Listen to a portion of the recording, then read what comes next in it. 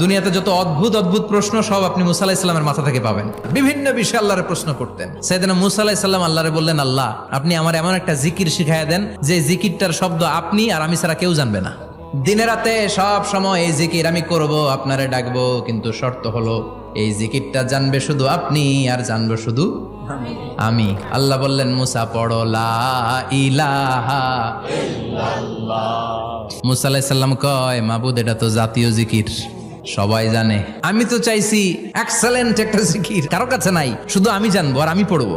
আল্লাহ বললেন, মুসা এই লা ইলাহাকে যদি এক পাল্লায় রেখে দাও, তাম বিশ্ব, 7 আকাশ 7 জমিনটারে তুলে যদি তুমি আরেক পাল্লায় রেখে দাও, লা রাজাহাত কাফাতু লা ইলাহা ইল্লাল্লাহ, মুহূর্তের মধ্যে লা ইলাহার পাল্লা ভারী হয়ে যাবে।